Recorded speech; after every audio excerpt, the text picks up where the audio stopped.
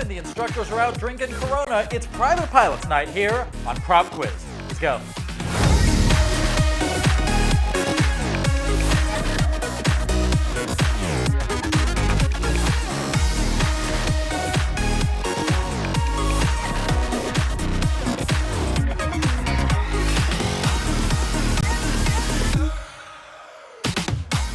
Welcome to PropQuiz, the live game show where we find out which pilots you shouldn't bet against in a cruise ship trivia game.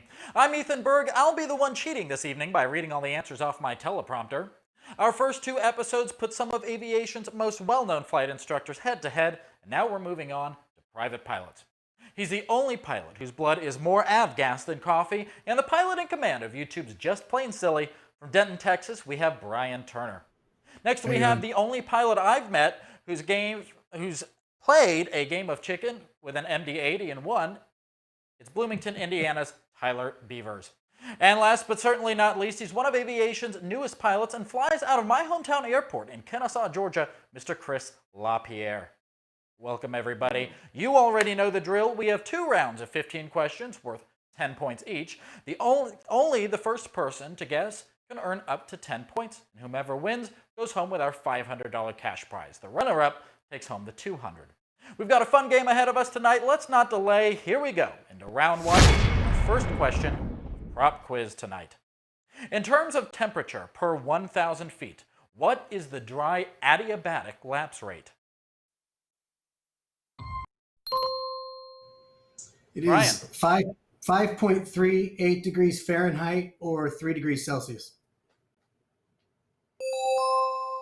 That is correct. 5.38 degrees. I was waiting to see if if the ding was going to go off, but yes, absolutely. That's the first 10 points on the board in tonight's episode. Welcome, Bryan. I'm going to talk to you in just a few minutes, but let's go ahead and take a look at our second question. What is the standard height of Class D airspace? Tyler.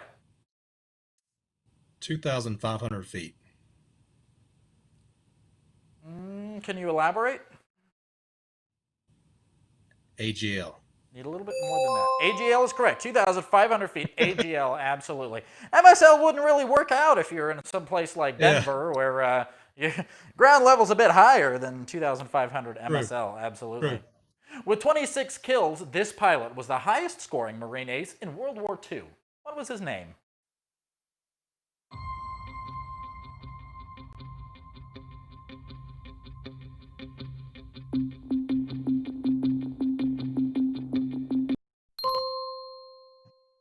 Chris.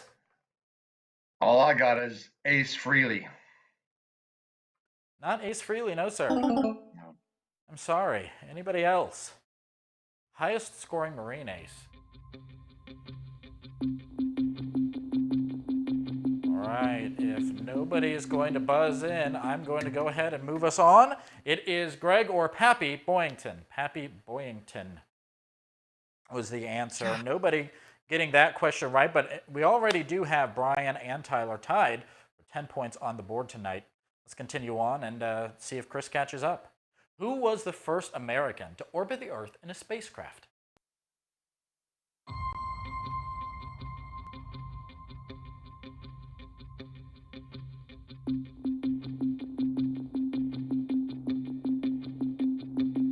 First American to orbit the Earth in a spacecraft.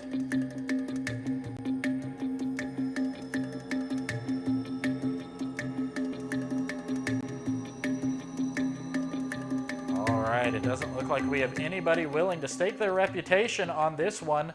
This one was going to be John Glenn. John Glenn, the first American to orbit the Earth in a spacecraft. Sorry, but what happened there? What was going through y'all's head? Seemed too easy. Just froze up? That seemed too easy. That seemed way too easy. Before you read the question, if you would just say Alexa really loud, that would help me out a great deal.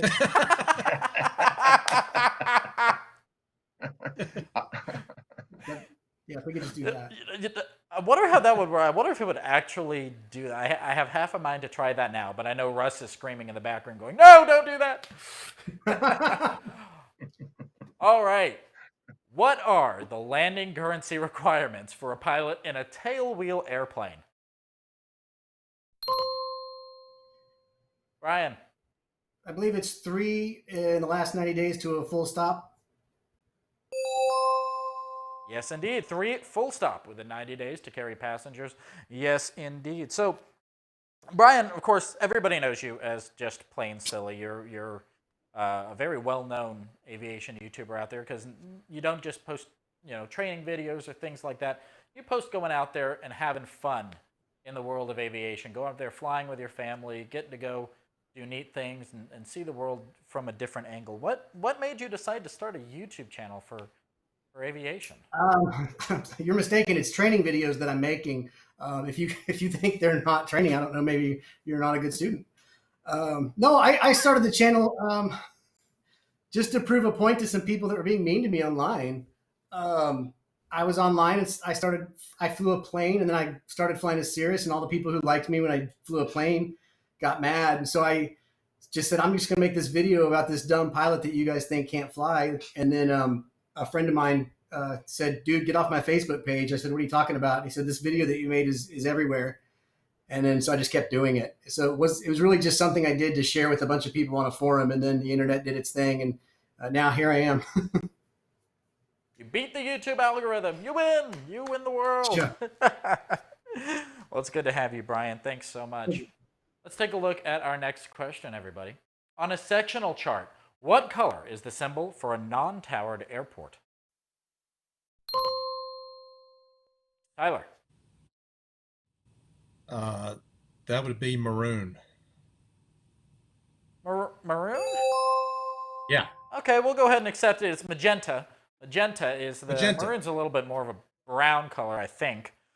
Unless, I totally have my colors mixed up. But technically the term is magenta. Yes, sir. Tyler, let's talk to you real quick. Introduce yourself a little bit. You're a new pilot, right? You're just getting into aviation. What made you fall in love with it? Been around aviation all of my life. Actually, my dad is an ag pilot. He just retired 2 years ago as an ag pilot down in Louisiana, and so I've been around airplanes all my life. But yes, I started worked on my private last year, and I'm about 30 days away from a check ride now. So. Well, good for you, man. Good for you. Congratulations. I know Chris just had his check ride just about a month ago, and we'll see how that went in just a few minutes. But in the meantime, let's see if you know the answer to this question, Tyler. Chuck Yeager first broke the sound barrier in this airplane. What's it called? Chris. X-11. No, sir. Not the X-11. Bryan. The Bell X1. It is the Bell X1, yes, sir. Yeah, Putting you back in the lead with 25 points. Yeah, well, you're one too many ones. Exactly, lots of ones in there. Alrighty, the AIM, AIM, is a very important publication for pilots. What do those letters stand for? Bryan. Aeronautical Information Manual. It is Aeronautical Information Manual. It used to be called the Airman's Information Manual until a few years ago. They updated it as now the Aeronautical Information Manual. Yes, sir. Chris, let's talk to you real quick because, like we said, before I get too far off the beaten path here with Tyler getting ready to go for his check ride, you just took your check ride out here out of Kennesaw. First of all, how are you doing tonight, sir? I'm doing well, thank you. So I just took appreciate you being just here. had my check ride about a month ago. It was actually out of Alabama. Enjoying it, just enjoying flying right now. How'd you get into flying? Well, I mean, it's been a lifelong dream.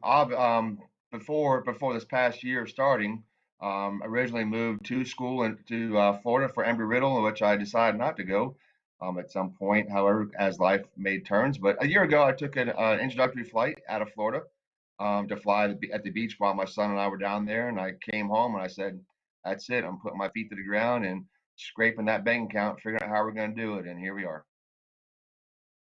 Fantastic. Sounds like all your milestone flights aren't actually here in Georgia, though. Well, you're abandoning us over here. Alrighty. Let's move on.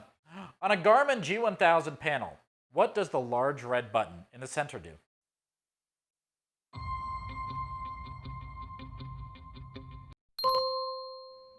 Bryan. Parachute. Makes the parachute come out.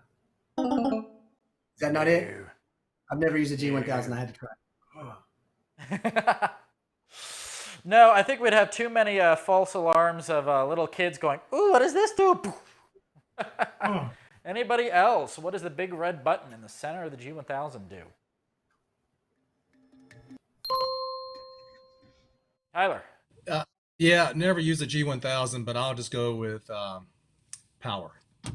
It is not. The reversionary mode, I'll go ahead and let you all know, the reversionary mode is what the big red button does. And what that does is, the G1000's got two big, or in some cases three, but two big flight displays in front of both front seats. And if for some reason one fails, you press that button to go into reversionary mode, and both screens now display the exact same thing.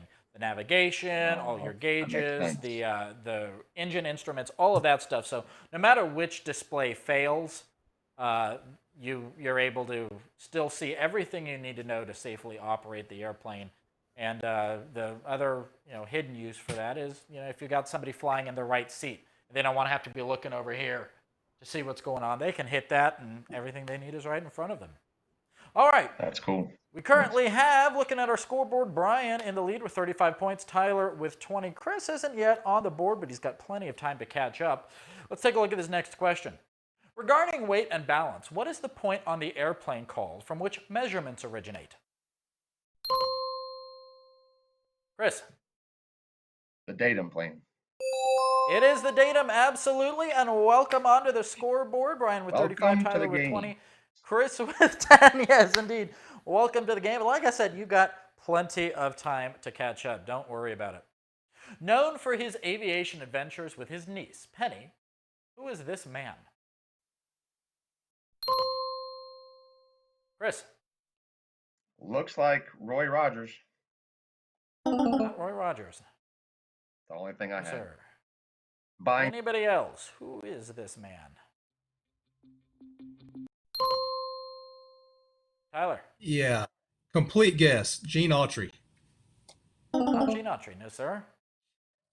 We'll let it go for just a couple more seconds. See, Bryan. Niece Penny. That's going to be Uncle Gadget. I used to watch that show when I was a kid. No sir. No Go-Go Gadget. Oh, that would be fun. Alrighty. Nope, not Go-Go Gadget. That was Sky King. Kirby Grant. Kirby Grant or Sky King. You're landing with a crosswind from the right. What would be the appropriate position for the right aileron? Gonna make you think here. Tyler. The appropriate position for the right aileron would be up. Right aileron up, putting the wing down. That is correct. You didn't have to think nearly as hard as I did for that one. But you are catching up to Bryan here now. You're only 5 points behind him. Great job, Tyler. You're landing on runway 9. The wind is from 120 degrees at 24 knots. What is your crosswind component? School started across parts of Georgia this week, and now it's time for you to do math. Sorry.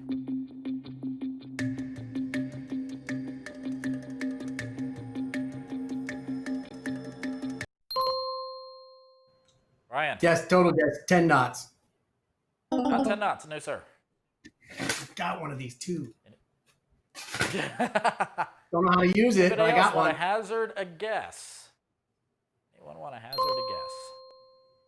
Chris. I'll say 8. Not 8. Tyler. I'm gonna go with 11. No sir, dancing all around it. It was 12. 12 knots. I'm going to give you a little tip here. You didn't actually have to do math with that. It's a little bit of a tricky question. If the wind, this tip only works if the wind is 30 degrees off the nose, but you're taking off from runway 9, so you're basically heading 90 degrees. Wind's coming from 120 degrees, so that's 30-degree offset. If the wind is 30 degrees off the nose, your wind component is half of total speed. So it's half of the wind speed. So if the wind speed's 24, you just slice that in half, and it's 12 knots. 12 knots is the crosswind component in this case. So a little bit of a trick there, so you don't ever have to think about math. But again, that only works if wind is 30 degrees off of the nose. All right, well, better luck with this next question. Who was this famous but fictional barnstormer played by Robert Redford?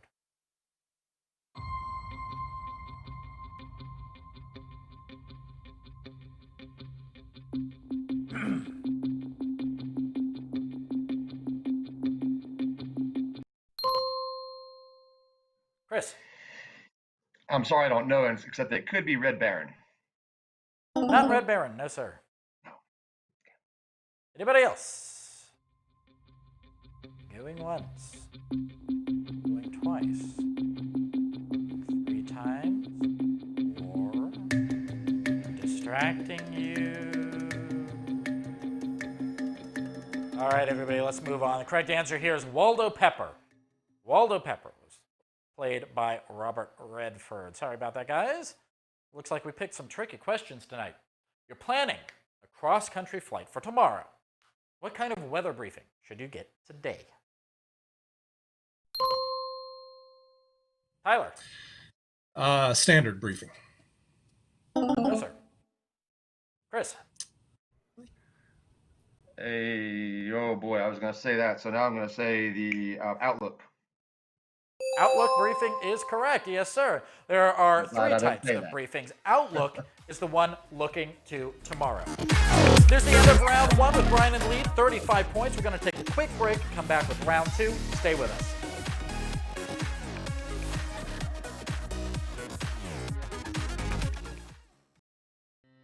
Hi, I'm Russ Still, and I'm your Chief Flight Instructor here at Gold Seal.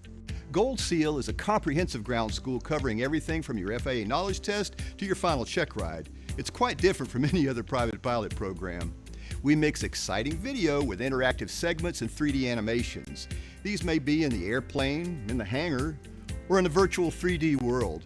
The result is a 21st century teaching machine that pulls you in and makes you a part of the experience. Now, one question that I frequently get is, what's the best way to save money during flight training? The answer to that is an absolute. Study at home. Before you go to a flight lesson with your flight instructor, study the ground school lesson really well. Not only will your CFI be impressed, he'll spend a lot less time trying to explain what you need to accomplish. And this means that you'll be paying him a lot less money. If you do your homework with Gold Seal, you will save cold, hard cash. Pass your written test and your check ride with Gold Seal, the Internet's #1 ground school. Take a free test drive today and see how much fun learning to fly can be at onlinegroundschool.com.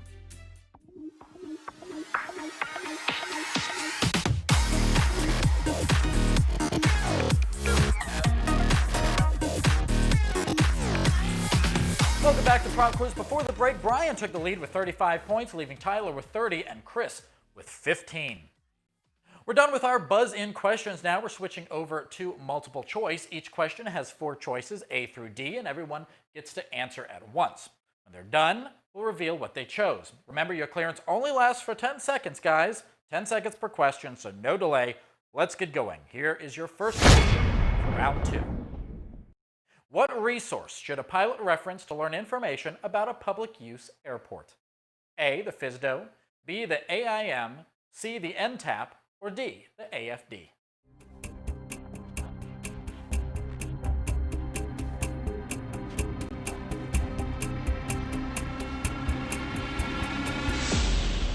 All right, we're going to start our reveals in round 2 off with Bryan. Bryan, you said D, the AFD. That is absolutely correct. Yes, sir, bringing you up to 45 points, the first 10 points of round 2 tonight. Let's see Tyler now. Tyler said D as well. The AFD, or Airport Facility Directory, that is also correct. And lastly, over to Chris. Chris, you said D as well.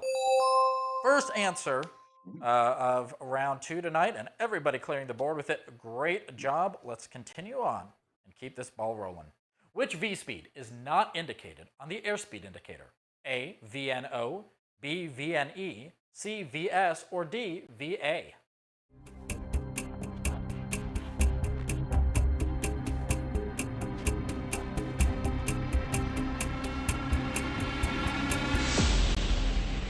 speed is not indicated on the airspeed indicator. Tyler, let's start with you. You said D, the VA. That is correct. Yes, indeed. Next, we're going on to Bryan. Bryan, you said A. Afraid not. Sorry about that. Lastly, over to Chris. Chris, you also said D, VA. Absolutely Bringing them correct. back. VA is maneuvering speed. Maneuvering speed. Yeah, absolutely. Megan, you are catching up. Alrighty, let's continue on. The highest scoring ace in World War I was whom? A. Rickenbacker. B. Goring. Yeah, sorry, I thought there was another N there. C. Richthofen, or D. Gagarin.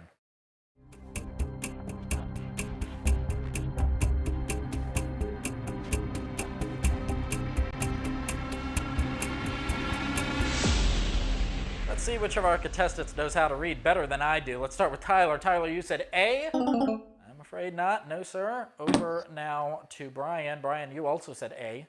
I'm afraid not. You two are on the same reading level as I am. Lastly, over to Chris. Chris, you said C. Richthofen. That is correct. Christmas yes, trees. Absolutely. You are the winner of today's reading comprehension. Congratulations. Alrighty, gentlemen, let's continue on. Which type of flap system provides the least amount of lift? A. Plain flaps. B. Slotted flaps. C. Split flaps. Or D. Fowler flaps.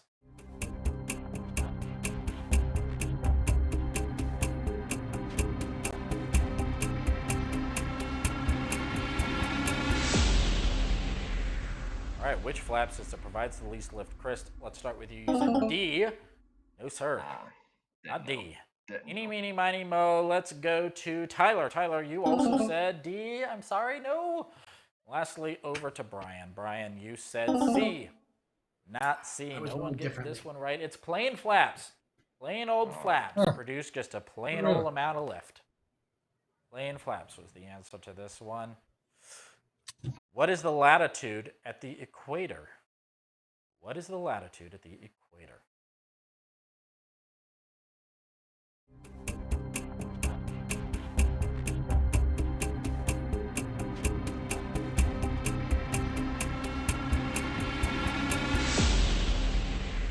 So I'm the person sitting here wondering why nobody's pressing the button to make the music go, and then I realize it's because I'm the person who decided not to read the answer choices. And it's not even Monday, guys. Bryan, you said C. That is the correct answer. Latitude is 0 at the equator. And all the guys at the back of the booth, I'm sorry about that. Chris, you said C as well. And lastly, Tyler, you also said C. Our contestants doing much better here than I am.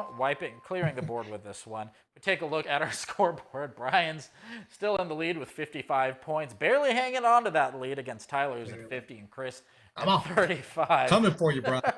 Getting there. Getting there. Let's see if I can remember how to do my job with this next one. What value represents standard temperature at sea level? A, 29 degrees Fahrenheit, B, 15 degrees Fahrenheit, C, 59 degrees Celsius, or D, 15 degrees Celsius?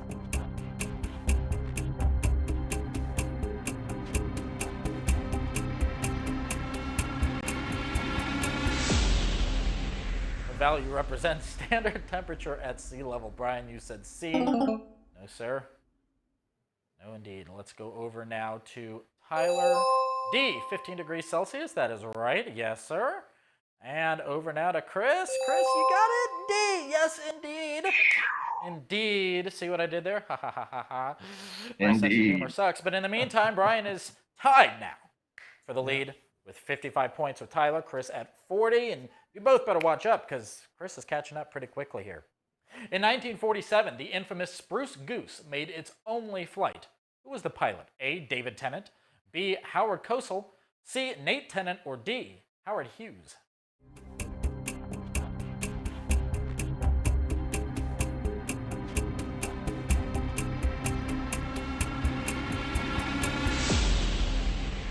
In 1947, the infamous Spruce Goose made its only flight. Who was its pilot? Bryan, you said D, Howard Hughes. Yes, indeed. Tyler, you said D as well, Howard Hughes. Absolutely.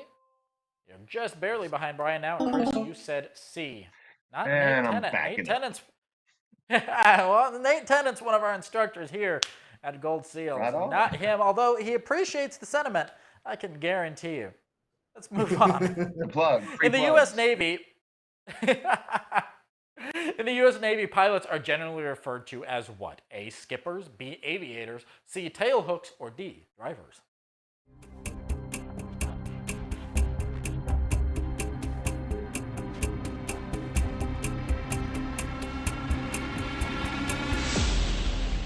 All right, what are pilots generally called in the Navy? Tyler, let's start with you. You said C.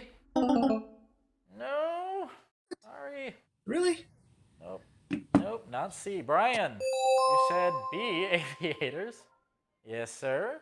And lastly, over to Chris, B, aviators as well. I'm not sure where Bryan got that hat, but it certainly doesn't apply. Earned it. That's all right. You know, I have about just as much business being a game show host. So here we are. Which famous aviation pioneer died in an airplane crash? A, Clyde Cessna, B, Orville Wright, C, Wilbur Wright, or D, Wilfred Brimley?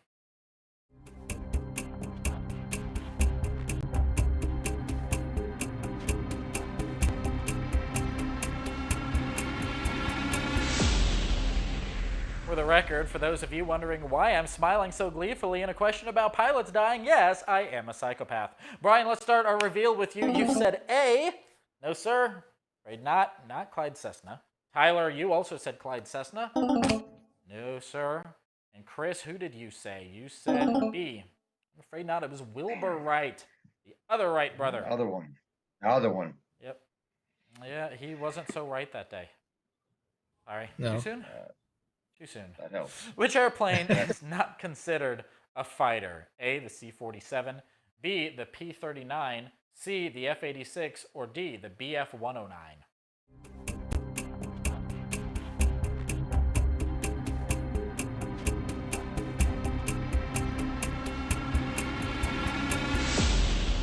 Which airplane is not considered a fighter? Bryan, let's start with you. You said A, the C-47. Yes, indeed. Absolutely. Next, over to Tyler. Tyler, you said A. And Chris, over to you. You said A as well. The C-47, the military variant of the Douglas DC-3, one of which proudly has our logo plastered across the side of it, if you've seen it. But for those of you who don't know, the C stands for cargo, F stands for fighter, B, most of the time, stands for bomber, but P used to stand for pursuit. That was the precursor to fighter. So that's what those letters mean in front of the aircraft identifiers. Who was the second human to set foot on the surface of the moon? A, John Glenn, B, Neil Armstrong, C, Chuck Yeager, or D, Buzz Aldrin?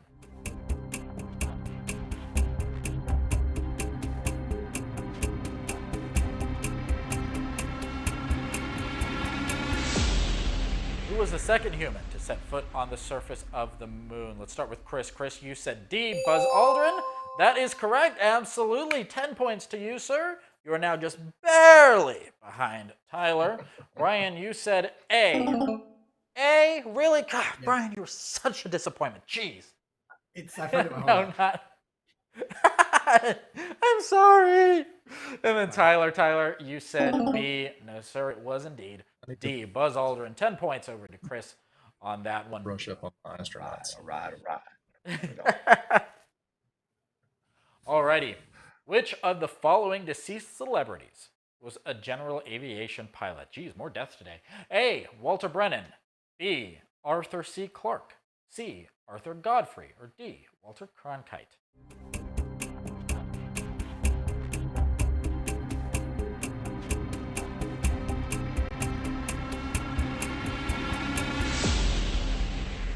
Which of the following deceased celebrities was a general aviation pilot?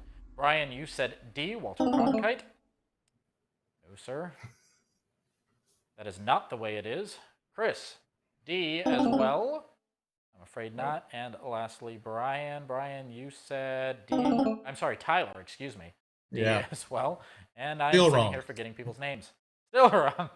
Host is wrong and the contestant's wrong. We're a good match. We're a good match here. All right, guys.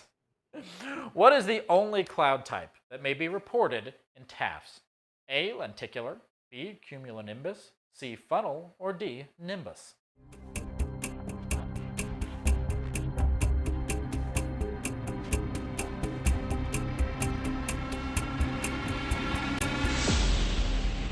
only cloud type that is reported in TAFs. Tyler, you said B, cumulonimbus. Absolutely.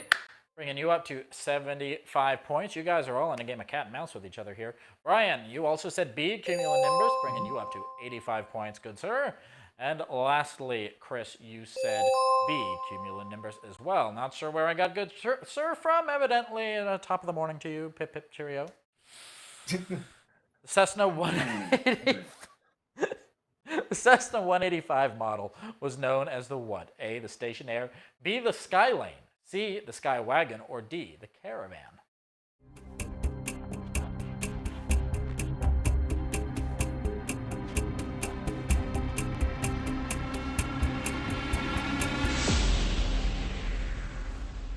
The Cessna 185 model was known as the what, Chris? You said A. No, I knew it after I pressed it. I'm sorry. Brian, you also said A. Brian, did you also know it after you pressed it? Absolutely. Well, you do now. And Tyler, you said B. All right, I'm afraid not. It was C, the Skywagon. C, the Skywagon. All right, guys.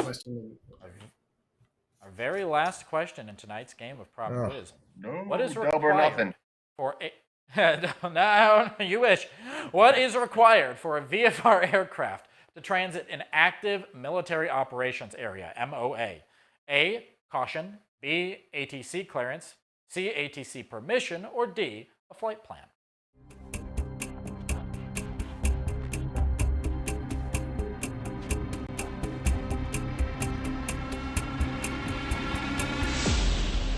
All right, guys, our last reveal of the game. Let's start with Brian. Brian, you said A, caution.